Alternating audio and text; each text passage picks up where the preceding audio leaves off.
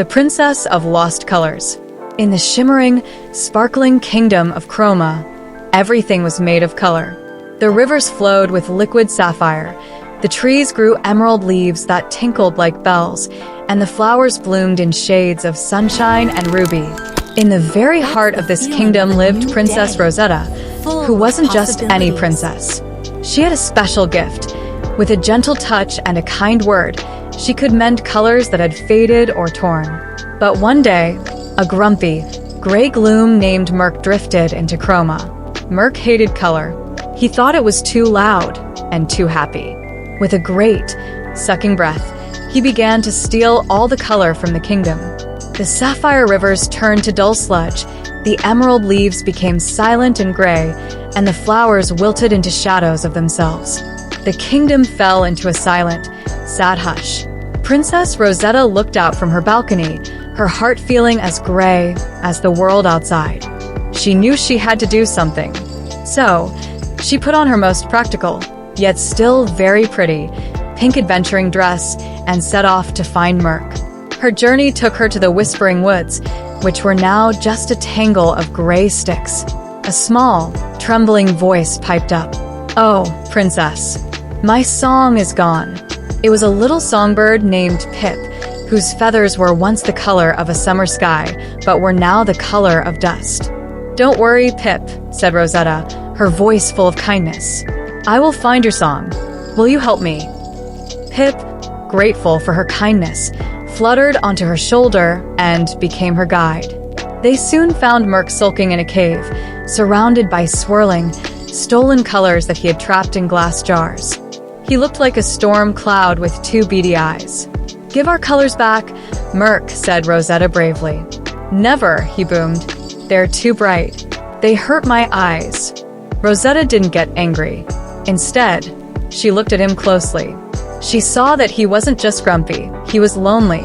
He lived in the shadows and had never known the joy of color. She had an idea. She turned to Pip and whispered, "We must show him what he's missing." She approached Mirk slowly. "You don't have to steal the colors," she said softly. "You can share them." She reached for one of the jars, which held the color of a gentle, golden sunrise. Mirk grumbled, but didn't stop her. Rosetta didn't take the color for herself. Instead, she carefully poured a little bit of it onto Mirk's own gray, gloomy shoulder. A wonderful thing happened.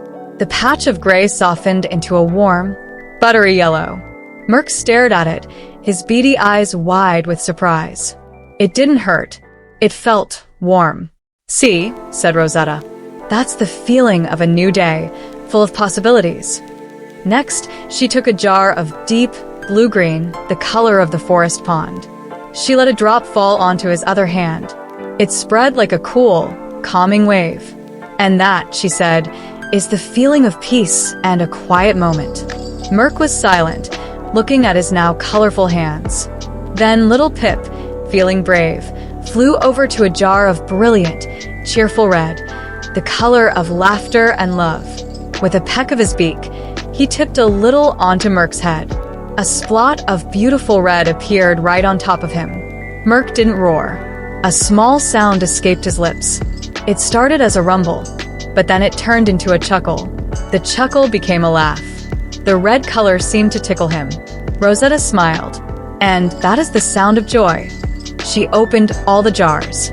The colors didn't just fly back to where they came from. They swirled around Mirk in a beautiful, dancing rainbow, painting him in stripes of yellow, blue, green, and red. He was no longer Mirk the Gloom. He was Mirk the Marvelous. As the colors flowed back into the kingdom of chroma, it was more beautiful than ever. The rivers sang as they flowed, the leaves chimed a happy tune, and the flowers bloomed in new, incredible patterns.